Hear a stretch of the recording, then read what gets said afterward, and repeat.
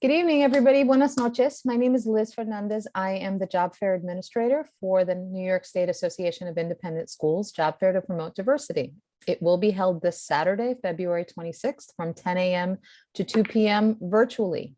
First thing I want to say is if you are listening to this, whether live or viewing it at your own pleasure, and you have not completed the registration process, what are you waiting for? We are so excited to welcome you. Please make sure that you complete the process. And if we can be helpful, please reach out, jobfair@nysais.org, so we can support you in preparation, on the day of, and certainly thereafter. This evening's topic is, what will hiring look like in 2022? Is it going to be virtual? Is it going to be in person? Is it going to be a combination? Can we even know in February as the hiring process unfolds this spring? This evening, I've asked some colleagues and friends who work at different independent schools and are responsible for hiring in different divisions and across an institution to answer some questions and be in conversation to help support each of you as you prepare to either make a transition from one school to another, from one career to another, or from a position to another position. So without further ado, I'm going to invite my colleagues to introduce themselves. Please tell us where you work, what role you're in, how long have you been at your particular institution in your role, and what type of school is your place of employment. So is it, a pre-K-12? Is it serving a particular learning differences, et cetera, et cetera. So just those kinds of responses. And then I'm going to ask each of you to please consider what type of hiring you're primarily responsible for. That may be linked directly to the role that you're in or the division that you are particularly leading. Some of you may be responsible for all school crossover. Some of you may be primarily doing the teaching, and others might be looking at administrative positions, et cetera. So that's your first question. And I'm going to invite Rebecca to go first, then Eric, then Jason, then Kamea. Rebecca? Sure. Good evening, everyone. It's great to be here tonight. And I'll just say I'm from the Spence School, which is a K-12 girls' school on the Upper East Side of Manhattan. My role is the Director of Institutional Equity, which is a K-12 senior administrative position that oversees the entire school, K through 12. And I've been there for 5 years. And at this point, we are moving more towards in-person interviewing, but holding some of the pieces of virtually interviewing in the early stages of the process.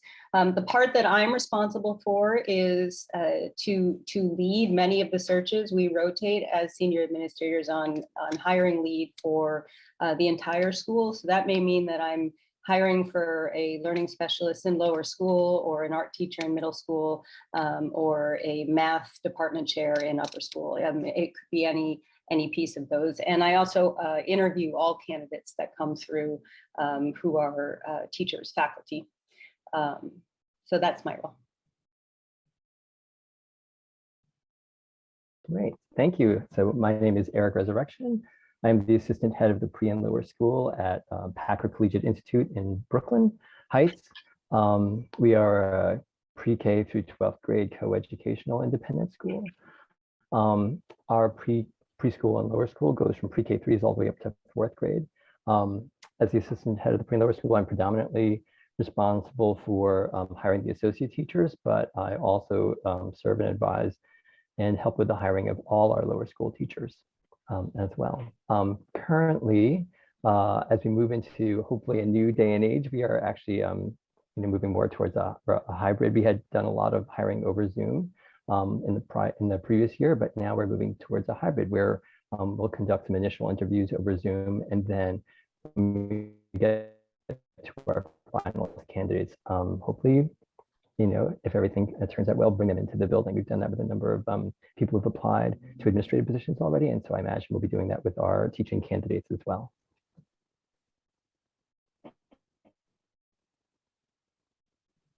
All right. Good evening, everyone. My name is Jason Ford. I am the middle school principal at Trinity School on the Upper West Side in Manhattan. It's a K-12 coeducational independent school. This is my 5th year as the middle school principal there, and I'm noticing that one of our participants has a former student of mine. Before I was at Trinity, I was at the Ethical Culture Fieldston School in the middle school there. I have hiring oversight of the 5 through 8 program in the middle school at Trinity. So we have actually begun with, usually we've been doing Zoom interviews for the first round. And then when we're ready to do our final round, we bring people in so that they can actually get a chance to see the school, which is not something we were able to do last season. But it's wonderful that during this current hiring season, people actually get a chance to be on campus to see the school and actually do in-person demo lessons for us. Nice to see everyone and good evening. Hi, my name is Kamea Prince Thompson, and I'm head of upper school at the wonderful Brooklyn Friends School in Brooklyn, New York. And I am responsible for working in partnership for hiring 9 through 12 teachers. And I work in partnership with all of the division heads and our head to find administrative roles all in all school.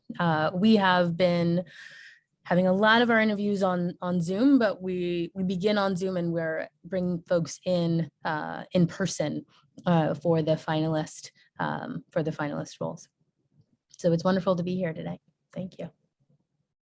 What I'm hearing from all of you is such tremendous optimism, and I'm going to continue it because absolutely we all need to continue to be hopeful and flexible. And as candidates and schools who are looking to really make those connections, we could have the best plans set in place and then something could just derail them. And so I really appreciate everyone's flexibility to just speak to, here's what we've done, here's what we're moving towards, here's what we're hoping we can do.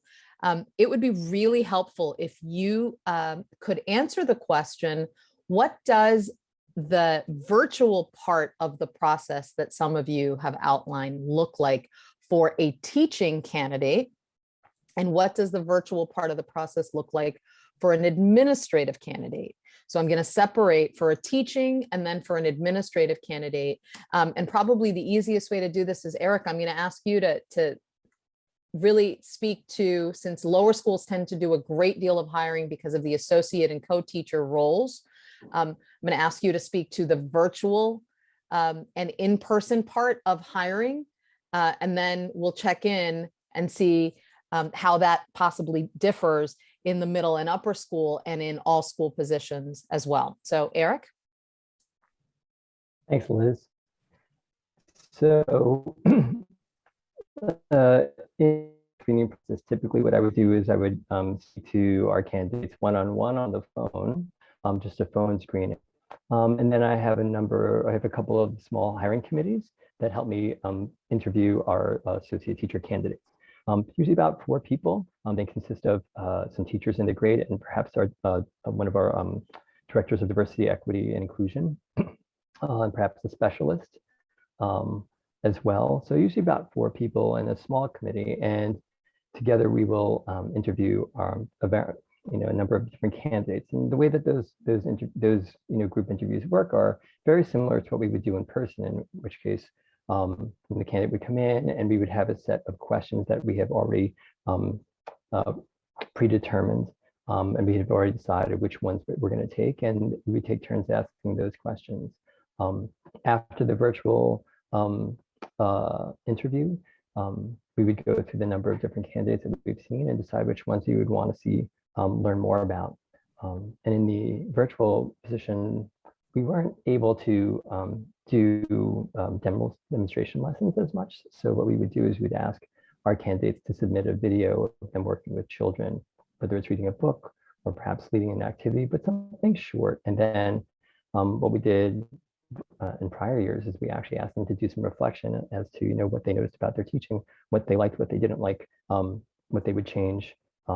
And so that's how the virtual process would work. But phone screening followed by a group interview with my hiring committee, which would be small for our associate teachers. For our head teachers, would be a little bit larger of a committee. So we would include more teachers, definitely learning specialists, definitely a diversity director for our lower school, and a number of other individuals as well as both the head and the assistant head of the pre and lower school. Thanks, Eric. Sure. So one of the things that I want to just, and I may continuously remind everybody who is listening and joining us, the processes that are being outlined are not true for every single lower school, every single middle school, every single upper school, every single school.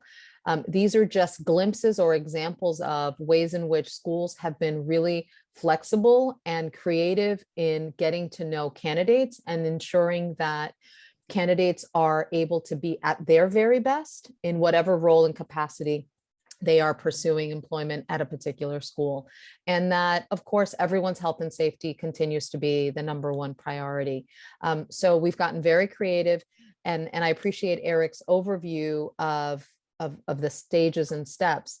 Jason, is it a little bit similar or different for you in the middle school?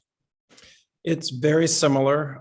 There are a few differences, and actually, I think our process may be a little actually have fewer steps. So we typically have one pre-interview, which will be over Zoom, so that it allows me and the department head of that particular teaching position to meet with the candidate together. So it will be usually the two of us having a first 30-minute or so interview with candidates with our pre-scripted questions. And then after we go through that round is when we decide on the people that we'd like to bring in. And when we bring people into school, it's a full day of interviews with all of the people that Eric mentioned, from the head of school to the diversity and equity director at our school, to sitting with faculty members in the department, to working with the middle school deans and seeing them and getting to talk with them, doing a demo lesson, and then meeting with me and the department head at the end of the day, just to process all of what the candidate has seen during the time in school. Other than when a candidate is doing a demo lesson, are students also meeting with candidates in the middle division? We do not do that for administrative positions. It has been done for, I'm sorry, we don't do it for teaching positions, but it has been done for administrative positions. Okay, thank you for distinguishing. And Eric, other than the demo lesson, are candidates pursuing teaching positions meeting in small groups with children, or it's the demo lesson and that's it? Yeah, not typically. It's usually just a demo lesson is when they have contact with others. Great, thanks. Kamea, so in what ways is there similarities, and what is different perhaps in the upper division, and what has unfolded as a way to get to know candidates for teaching and administrative positions at this time? All of what Eric and Jason, what you have shared, is very similar to what we're doing. I think the only thing that we do allow the dean to meet with students and the candidates. So we'll have, whether it might be an informal lunch where the students are meeting with teaching candidates and even administrative candidates, or it might be a post-lunch break during a free period, but the dean does meet with, does have a group of students that he meets with candidates around. And we do have a full day, and that full day, we know that it's, that's a lot. That's a lot for candidates to come in and spend a full day here. So we sort of make sure that we have breaks in the day. We'll, send you off to get coffee, and you'll meet with colleagues and have informal lunches and things like that. So, but it's all very, very similar. Terrific. And same question for you, Kamea. Are students for teaching positions, are students weighing in? Are students weighing in for administrative positions that are in the upper school? Yes. Students are weighing in because, we need to make sure, we want to make sure that the students feel like they are part of the process as well. So the students will, after they have their informal lunch or what have you, or meeting, then they will fill out their feedback form and share their, what the conversation was like, or their, what struck them about this candidate. Thanks so much. Rebecca, anything to add, any changes, anything that looks a little bit different perhaps than what you've heard our colleagues speak to? No, only that if for any administrative position that has middle school or upper school, we don't do it with lower school candidates, but contact with kids or impact on kids, we definitely have the same as Kamea, you were talking about. We do a feedback forum for kids, and they meet for at least a half an hour. The other thing that I think is slightly different is, and this we developed, I imagine many schools had to develop this during the pandemic, but we may do scenario work at different points. So we may send candidates a description of a challenge or an email that you might get on the job. And we ask that they walk us through the steps that they would take. They have whatever, a half an hour to sort of sit with that thing and figure out how they would draft, what they would do, including perhaps draft an email. And if they do that, then they would actually write us that email, and then we do the reflection. So Jason, you'd mentioned that you sit and meet with them at the end of the day, and we do the same, but with the start of that reflective time is often on an issue or a challenge that we presented the candidate with to grapple with. And it depends on the hiring team, but that either comes out 24 hours before and is sent to the candidate so they walk in knowing they're going to do that, or it's given to them the morning of. Thank you so much. One of the things that I want to add that I've heard, because I reached out to some colleagues, just to get a broader sense of what hybrid and virtual and in-person looks like for folks. Some people are not doing, particularly in younger grades, because the children in our primary and nursery age divisions can't be vaccinated yet because of their age. So they're not exposing someone new coming in regardless of vaccination status. What they are doing is having candidates submit lesson plans and talk through the lesson plans. And so that becomes the way in which you hear about someone's pedagogy and what their thinking is behind whatever the subject area is. Now, I'm couching this as an example that I've heard from colleagues who have preschool or nursery school divisions. I've also heard that, quite frankly, from some older divisions as well. People are getting all sorts of creative, and really what they're looking to do is find ways to see how people really think about teaching and think about the learning process and guide students through that learning process to an intended set of outcomes without necessarily physically being in the same space. Or if you're going to do something over Zoom, how do you address, engagement and Zoom fatigue and some of the other concepts? So I appreciate all that you've shared. And if at any point you think of something else that you might want to add to, what does this actually look like, and who are candidates, likely meeting with, and what's the typical structure? I want to move now towards just, if we were talking about just virtual teaching interview from beginning to end, what is the best way for a candidate to prepare? If it's virtual from beginning to end, what have we learned? What steps, what strategies, what suggestions for all candidates? For instance, if you're an art teacher, like music and perhaps physical education, and I would argue many other disciplines, it's interactive, it's engagement, it's connection. So how would you advise and approach someone who is doing an entire virtual process?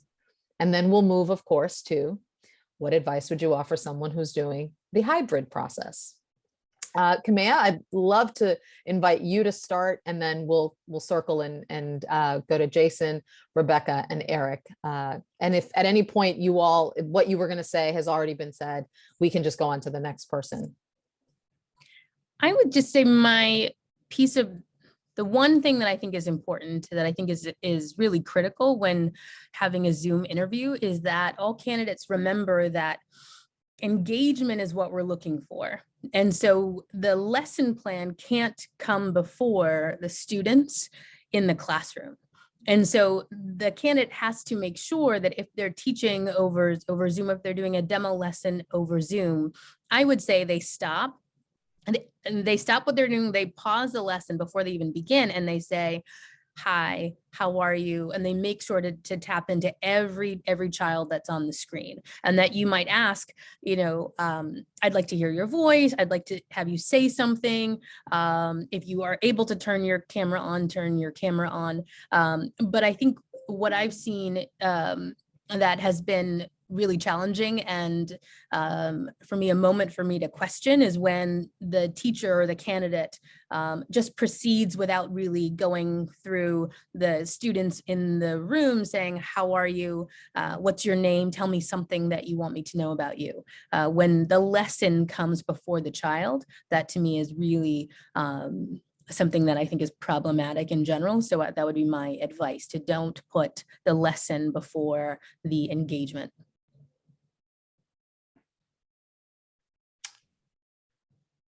The only other thing that I would add to that is I would caution people in terms of the tricks that can be shown over Zoom. Just keep it simple. There are often ways where the technology does not do the things that you want it to do. So if you're not planning on keeping it simple, at least have something that's a backup, because I've seen people lose time on Zoom. It's really hard to recover from that if you don't have enough of a repertoire with the different kinds of things that you're using. I think the other thing is that because we have spent so much time on Zoom, it is really helpful to know what kinds of apps or programs people are used to using with students. So demonstrating those to the degree that it would be useful and productive in a Zoom context is helpful, just to be able to see what you've mastered and what you can translate to that demo process for students. I just want to interject and just add one little tidbit. Jason, something you just said totally reminded me, and I didn't want to forget. Make sure that you know the platform. If you're in a virtual process, make sure you know the platform that is being used. Some schools are Google Meet committed schools. Some schools use Zoom. Some schools are using Teams through Microsoft. Some schools want you to issue. So just make sure that you know the platform and that you are familiar with the platform. They are similar. There are some nuanced differences as well that exist within and across platforms. Yeah, and I would echo that the engagement that Kamea, you were just talking about. I think your ability to listen is really the key, and so that's really what we're always looking for, is can you actually connect even through the Zoom platform, and that includes all the old things that you used to do when you were in person, right? So that means making sure you don't go on too long, that you're not in too many abstractions, but that you're giving concrete details when you're answering. All the stuff we know about good interviewing holds on Zoom. The one thing that is, I think, dress the part. So yes, you're at home, but that includes dressing your background. It can be distracting, and all of that I think we know by now, but it's worth saying.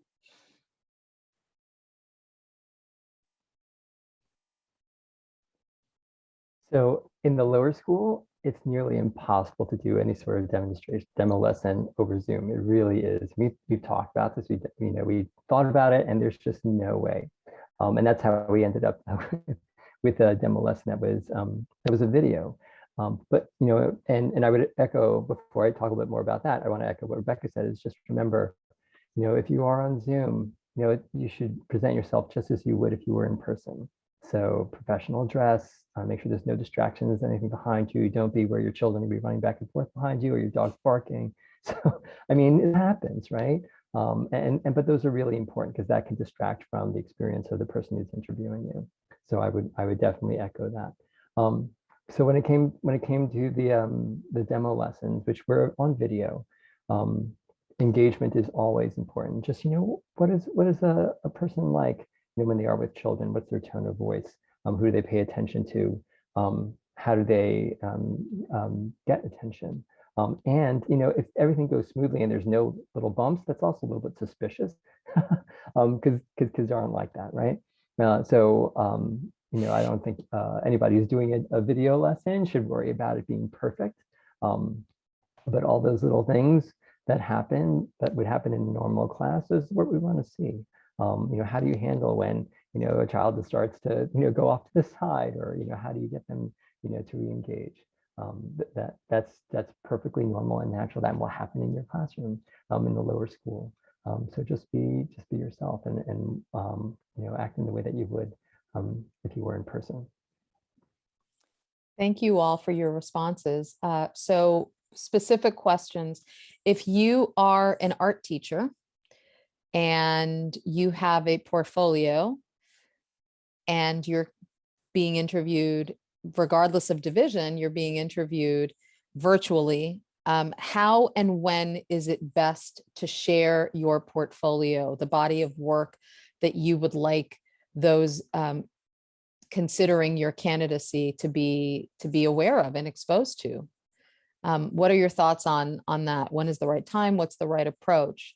Rebecca, what are you thinking? Well, I'm thinking it depends on what was called for it's possible that a portfolio was asked for in the job posting, and in which case it's part of the process, right? You send it in as requested. I think if it's not requested, I would say that you offer it either right prior or right after your interview days to the search committee as a supplement to the material. I think the tricky thing is if someone wants to show a portfolio in the middle of an interview, because as you heard some of us say, we often have preset questions and there are things that we're looking to understand about a person and a candidate as they're going through our process. So what you don't want to do is derail that process and make sure that you are listening for what is asked during the course of the day. I think demonstrating or showing the portfolio is a wonderful thing to do, but not instead of paying attention and responding to the questions. Thank you. Anyone else have a response to, in your particular division, you're hiring an art teacher, you have to conduct the interview virtually. When would you like to see the portfolio, for example? That differs. I would just add that I think that, especially given the amount of work that we've done in the digital space, if there's a link to the portfolio on the resume itself, that's a really good place for us to have that information. And so I actually have a friend who recently put together a website. He's an art teacher and decided that that was going to be the way that he wants to share that information. And it's really easy because if it's just one extra click, the information is already right there within the scope of the resume. Thank you so much, Jason. Great suggestion. Yes, I was going to add that's exactly what I was saying, what I was thinking as well. It's important for everyone, whether you're an art teacher or not, I think, to have something that you can click on your resume that showcases who you are and why you stand out in the pool. Terrific. So now you can imagine that my next question is going to be, what would the hybrid process look like? What should people be thinking about? What should they be preparing for? What should they anticipate as part of a hybrid process? Everything from all of a sudden numbers flare, so they have to shift everything, to inclement weather, late start, just any of the above. And then the actual things that happen during the course of a day in our schools, particularly living through this moment. What are some specific suggestions, examples, strategies, advice that you would offer people who are going through and participating in? They've successfully gotten the phone call, they've been invited to come in. Now, what does that hybrid process look like, and how should they best prepare? Kamea, let's start with you, and then we'll go from upper to lower, and then middle, and then to Rebecca to just put a bow around full-on school opportunities if what you wanted to share hasn't been shared. I think the first thing that comes to mind is really exactly as you're saying, Liz, the flexibility. And so I think, we've most certainly had to say to candidates, oh, I'm sorry, this is a day that we're actually not going to be able to have you come in because of X, Y, or Z. And I think for me, what's important is that candidates demonstrate that they know that we're living in a global pandemic and that they are most certainly flexible.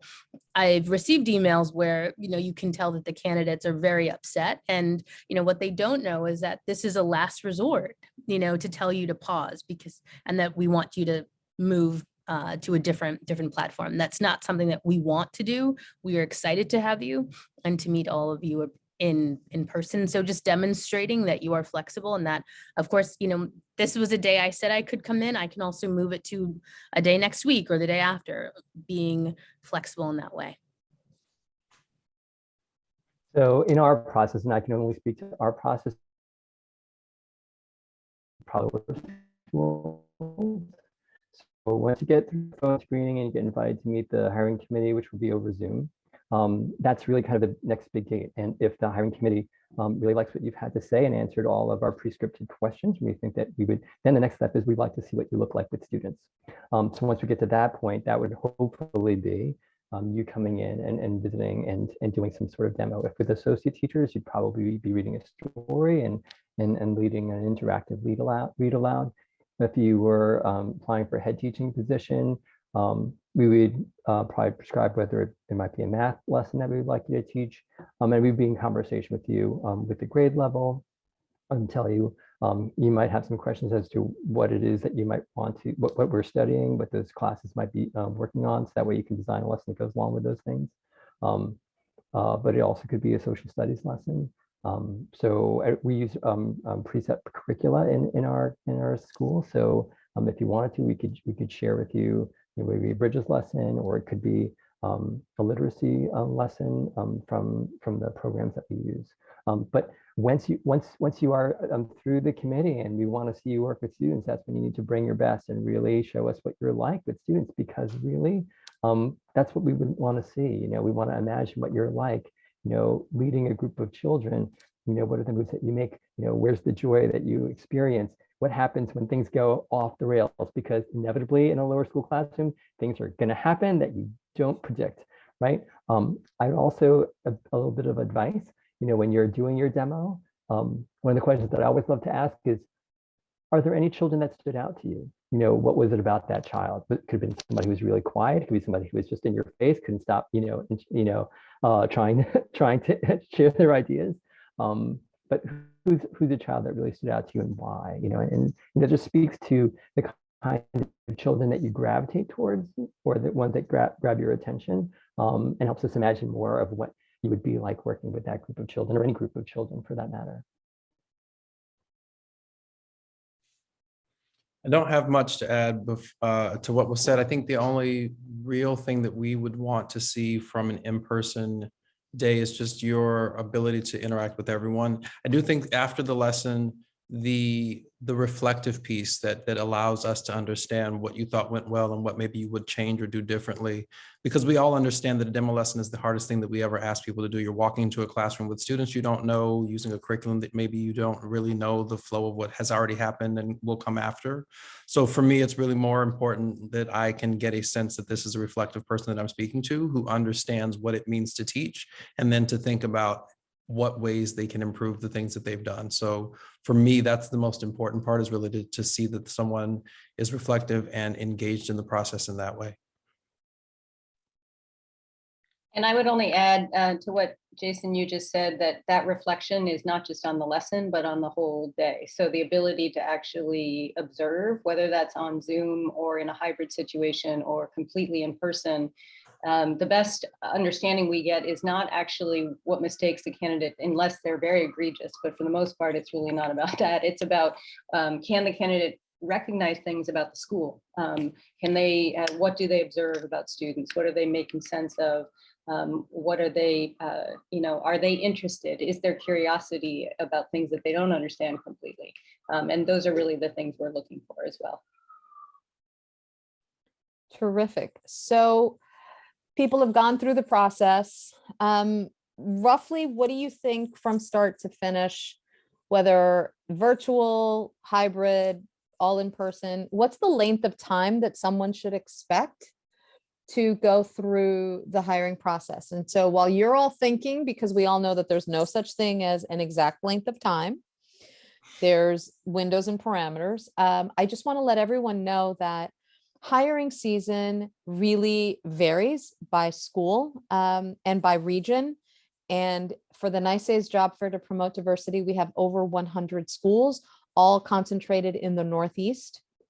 And so there may be some slight deviations from the window of hiring. There are some schools that might be out west that may also be in consideration, or in the south, and their timing may be very different. So what our colleagues are going to share is really timelines that seem to be more in alignment with where the Northeast is, and primarily where New York is at this time, and not necessarily every independent school. So for a teaching position in a lower division, Eric, how long?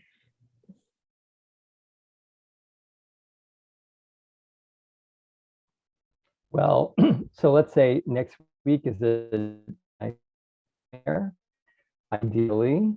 And this is, and I have to say, I have to attribute this all to the head of my division, Bill McCarthy. We would like to have offers out before spring break. So it's fast, a lot of phone calls, all times of the day, Zoom screenings, getting our committee set up, and then bringing demos, people for demo lessons before we go on spring break. And that's because, I'll be honest with you, that was not necessarily the way that I thought about things, but in the environment that we're in, which is New York City, people get snapped up quickly. And so if you don't make connections with them right away, they might receive an offer from another school, before you get a chance to even see them. And so the landscape that we're operating in, unfortunately, is one that's really, really fast. So particularly, around March, things get very, very hot and furious. And we're really reaching out to candidates all the time, and seeing if you're available. So as a candidate, you want to be as available as possible, whether it's like take a 6 o'clock phone call, right? Or something along those lines. Anytime that you're available, 4:30 for a Zoom meeting with any of my faculty who are able to do that. If you want, to take advantage, or you want to be available for an opportunity, be as available as possible. But it's quick. And that's only because we know a lot of other schools are on the ball as well. and if we were really interested in you, we want to have a shot. So you bring up an interesting point about March being a moment for all of you who are listening, who are currently in schools, including our panelists. Hang in there. For those of you that have March break, it is coming. Woohoo! And so that is typically either the second or third week of March that it begins, and then it's usually a 2-week break. There are other schools that will be at the NYSAIS job fair that are on break this week, and that is a similar pattern with public and charter schools that have taken this week off, and then they have an additional week in April. So that might be one example of a variance, and yet the timeline is the same. Everyone wants to identify the strongest candidates, engage them, take them through an expeditious process, and yield an offer that is accepted so that people can actually have a break whenever it comes. Jason, what are you thinking in terms of the timing for middle school positions? Is it similar to Eric? Is it different? It's similar. I think the only thing that is tricky for us at Trinity specifically is that we have only a certain number of folks that we can bring in each day for an interview. And so we have to coordinate with all the other divisions. So if we are waiting to find a date that's on our calendar that's open, then sometimes it can take a little bit longer than we would hope. The other thing that is noteworthy is that I've already this year had to hire twice this year. And so there have been moments where I've posted and then a month later, we're done with the process from the date that I posted. Which was actually really surprising for me and wonderful, but it doesn't always work out that smoothly. So I do know that many of us are in positions where we want to be able to hire very quickly. That said, I do also acknowledge that it's sometimes tricky for us to make everyone's schedules work. And so it can bleed into closer to 4 weeks, maybe 5 weeks, depending on what the process looks like at the particular time that we're doing it. Kamea, thank you, Jason. Kamea, how about for you? Any variance in your response, in your experience? Well, I'm glad you said 5 weeks, Jason, because that's really what I was thinking. And I was shuddering. I said five weeks. It feels like a long time, but that's pretty much what it is from the first time that that we reach out to a candidate to potentially when the offer is. I would say the thing that this year and last year similarly have slowed us down or have prevented us from making that offer sooner is the references, because everyone is, again, experiencing this global pandemic in a different way. And so pre-COVID, we might have been able to say, okay, I'm going to call these three supervisors or these three references and get it done in, a couple days. Now, it just is not happening that fast. So I would say my recommendation is, if you have the folks that are on your list, call them and say, please make sure that you set aside a few, a day or a couple hours and pick up the phone. Great. Thank you. Super helpful. Rebecca, anything to add before I go on to the next question? I would only add that the timelines may vary for senior administrative or administrative positions, both in when they happen and how long they are, depending. So a senior administrative position can take much longer than 5 weeks because of the process can be everything. So many people are involved in the process, and so I think that can be a 2-month wait from start to finish, from reach out to finish, and is usually pushed back by a couple of months. So we're talking offers for teachers going out right before spring break, if we're lucky, if we do our job well, which very often doesn't happen. But we try to contact candidates and say, we're going on spring break, just so you know, we have 2 weeks right now. We're going dark for a couple weeks. And we try to let you know. And I would add that reaching out in a reasonable fashion after 3 or 4 weeks have passed since the last time you heard from a committee is always reasonable, and do it with the, polite as you always would, because it's still a job process. So as not to show that kind of anxious presence, but just to say, hey, I was wondering where we are with the process, is a perfectly reasonable thing to do. Super helpful. I also want to remind everyone who's listening that, as Jason pointed out, sometimes unexpected vacancies unfold in the middle of the year. And so you could be in a job search for September, and something happens in the spring when people come back from spring break, and all of a sudden the September placement process, hiring process, needs to pause for a moment to fill the immediate need. And so there's lots of possibilities of reasons why things change. And, there may be people reaching out to you because you happen to have the qualifications that they might need immediately, as opposed to later on. So, some flexibility, some possibilities, and just be honest without, compromising your own professional integrity or shortchanging your current employer if you are currently employed, et cetera. So people have gone through the process. I'm super interested in hearing what your thoughts are on the following.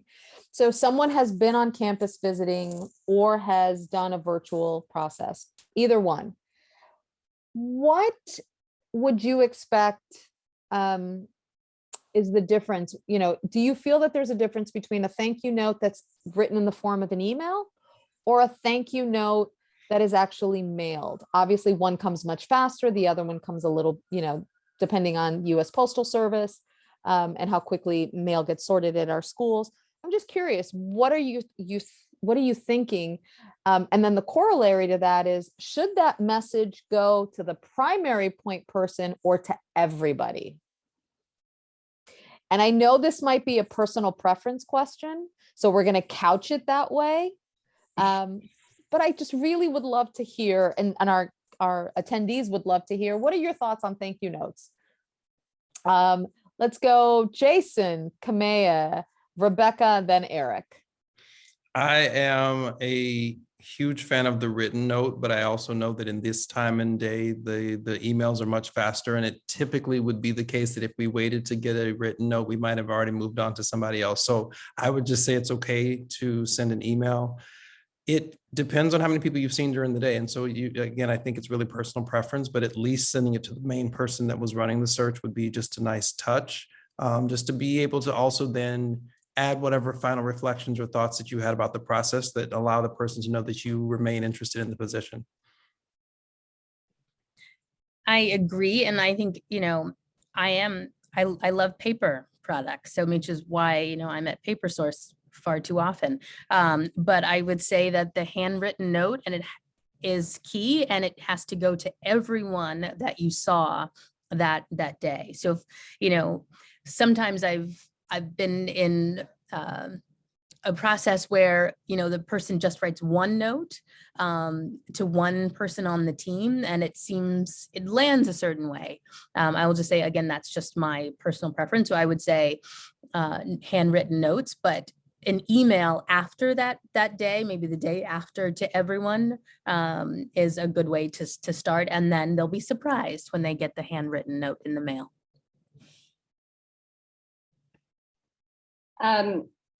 I, like Jason, think that the handwritten note is really lovely, but they take too long, frankly. So I think emails are great. I would say individualized emails. I think getting a mass email as part of the search team feels perfunctory often, but having an individualized email that notes something about the conversation you had with that person is important. So as you're going through the day, prepare to take notes for each interview, just so you have something to jog your memory.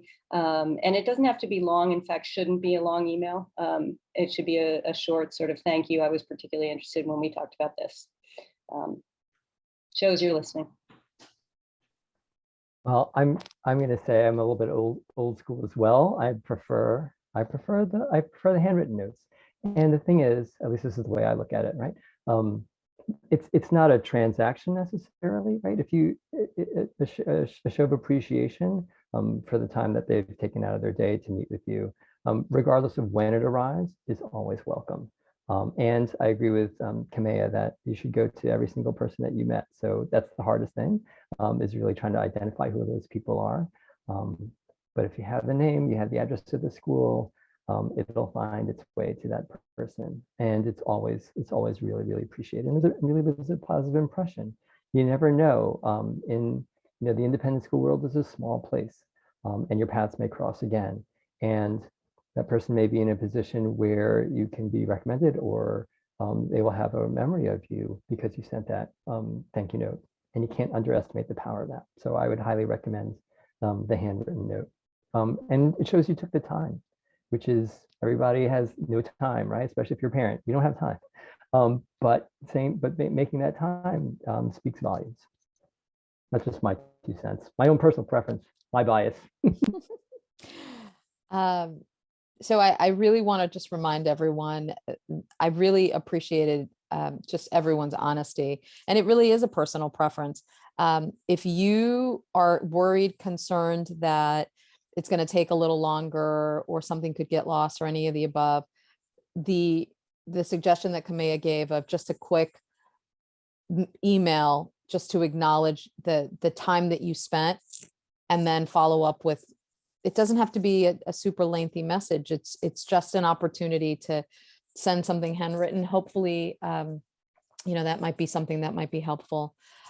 There's a question around, recognizing how long a hiring process is, and that so many candidates may be coming from out of state. What considerations, if any, might be provided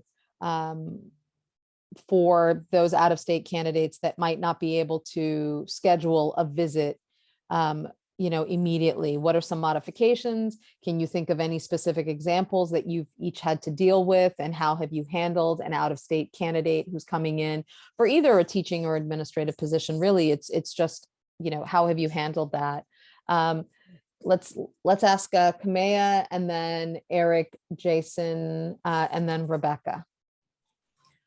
I would say that if you're receiving a phone call or an email from someone at a school, and they know that you're local or not, and so if they're inviting you to continue on that process, I would say that they probably have an understanding of how they're going to get you to that school.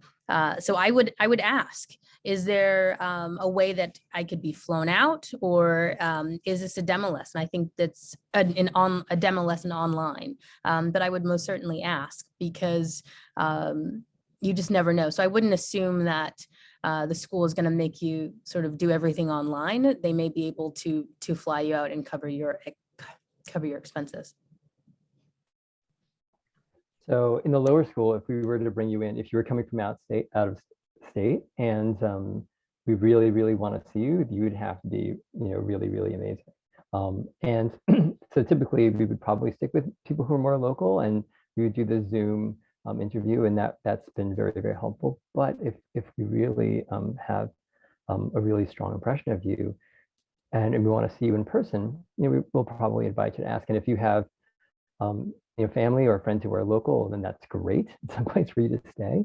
But if you're somebody we're really interested in, we would often offer to pay for transportation, probably not flying, maybe like the train or the bus, but you never know. And a place for you to stay overnight. But that would be extraordinary. That's not very, very common, just to be perfectly honest.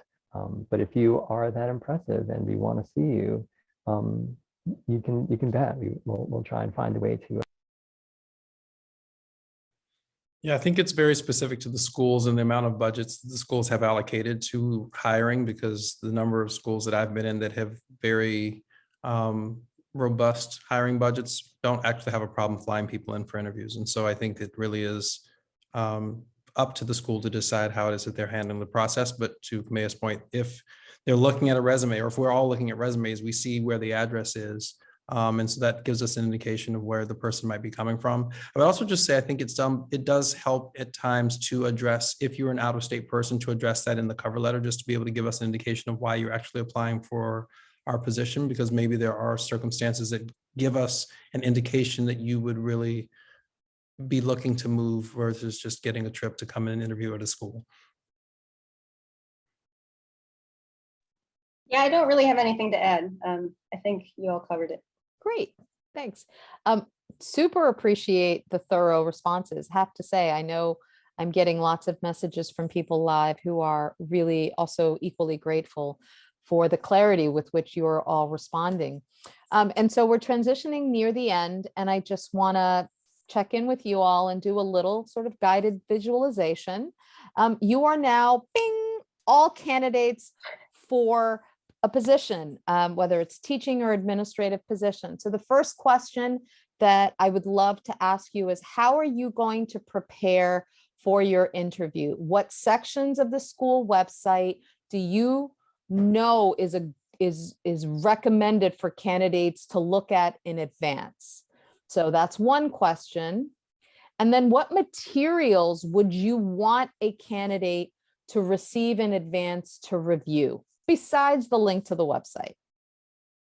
So you need to prepare. What are the materials and what are the sections that you're going from the website that you're going to be interested in thinking about and asking questions about and reviewing as you prepare? Rebecca, what are you thinking? Well, I'm thinking it depends a lot on the position. So I think if it's an administrative position or leadership position, you definitely want to make sure you understand what the latest initiative, strategic plan, the large scale diversity and equity goals of the school. I think all candidates should know the diversity and equity goals of the school, but that's because of what I do. So I might be a little biased there, but I do think understanding where the school is, the strategic direction and priorities is important. I think that's good for a teaching candidate, but you really want to delve deeply into the academic parts of the website and really understand the teaching philosophy, the pedagogical philosophies of the school. Anything like Eric, what you were saying, you all have a guided curriculum, you do bridges, you want to know that. You want to not be caught off guard on anything you could have found out about the academics coming in as a teaching candidate. And then I think for all positions, you should really get a sense of what student life is. Just as we were saying before, it's one of the things we're watching for the most is how do you connect with students? What do you care about students? Why do you love those developmental ages that you're applying to teach? What do you know about them? So you better be able to answer those things. And I've been shocked at some candidates will not really be able to describe what a middle schooler is like or what is important, and they're applying for a middle school, upper school position. So if you're applying for a divisional focused job, make sure you know the divisions. And speaking of middle school, so Jason, you are a candidate. What are your must visit parts of a website? What's the material that you find really helpful for a teaching position? Rebecca, thank you so much for giving us sort of the overview. Great lens for an administrative position. What are you thinking, Jason? How are you preparing? Because, we want to hire you. Yeah, I mean, I would do all of what Rebecca said and just specifically also focus on the school's mission statement, just so I'm very clear walking into the door what it is the school says that they're aiming to do. And I think the other piece of it is just being able to ask questions about it, because I think it's one thing to have seen that information or parrot it back, but then to really understand why is it that you all say this, or why is this your focus, gives us a better sense of how on the administrative side, as we're interviewing folks, what we can do in terms of imparting why these things are important to us. So asking questions based around those things that you see. And then, yeah, I think that anything curricular that you can glean or pick up, then, and maybe even just perusing pictures on the website, because I think if you're looking at the pictures and being able to ask questions based on things that you've seen from the pictures, that might be another way to engage the folks that you meet during the visit. Thanks so much. Oh my goodness. Kamea, you have the dream job waiting for you at your division. How are you preparing for the position? What are you looking at? What are you reviewing that's different to what other people have said? I will put a fine point. Rebecca, you nailed it most certainly in that. And I would say that the one thing that I would go to the Instagram page. I think the Instagram page now, schools take real pride in the pictures that they post. And it's what's happening on the field. It's what's happening in the classroom. And it's really curated in that way. So going to the Instagram page, you'll see what's happening in the science classroom, and you'll see what happened, what the, global and civic engagement work is, the service work that kids are doing. So the Instagram page. Fantastic. And Eric, what for you as a lower school, through your lower school lens and your interest in securing that dream position in a division, what are you doing to best prepare? Yeah, this is really easy. You look at the curriculum, and particularly for lower school, you want to, as best as you can, brush up on, what does good literacy instruction look like? What does good math instruction look like? What are the components of those pieces? Because in lower school classroom, you're a generalist. You're teaching, math and reading and writing. You're teaching public speaking. You're teaching social and emotional skills. So look for where those things show up on the website if you're perusing them. But also, you should know for yourself what's important to you, where your strengths are. What are your moves that you make? What is it that you bring to the classroom, and what is it that you want to bring into the classroom? What is it that brings joy for you when you're with a class of children, and what do you hope to see? Right? If somebody says, what does good teaching look like to you? And then you should be able to answer what that looks like, and that'll give the people who are interviewing you a really good sense of what you value in your practice and in your pedagogy. I have no doubt you all would be hired because you've prepared and you've given our candidates some great tips and strategies. I hope you all were taking good notes. Looking for a job is a job in itself, and the best way to really secure is to approach it as a process and a learning process at every phase and stage, and to really do your best to be prepared and to be engaged and to be curious, and all the things that we would want our young people entrusted to us to also be doing as well. So I want to thank you, Rebecca and Kamea and Jason and Eric, for your time, for sharing your wisdom with our audience, for contributing to just all the information as people prepare. I will tell you, no pressure. You all were spectacular, in particular because you were very specific in the information that you provided. And so I'm very hopeful that this year's hiring season will be one that will yield great success for all of you, and certainly for all of the candidates who are interested in working with our amazing young students and young adults in our schools. So I want to thank everyone for listening. I want to appreciate my colleague, Andrew from NYSAIS for behind the scenes support. And I want to remind everyone the NYSAIS Job Fair to Promote Diversity is this Saturday, February 26th, 10 a.m. to 2 p.m. If you have not completed the registration process, you are missing out. Schools have access to the information, and the process has begun for many who have already received messages reaching out. So make sure that you complete the process as soon as possible and be ready, fully engaged on Saturday to pursue the position that really is a great opportunity for you to continue your learning and growth. If I can be helpful, job fair at NYSAIS.org. It's been a pleasure. Have a great evening, everyone. Stay safe, stay hopeful. Buenas noches.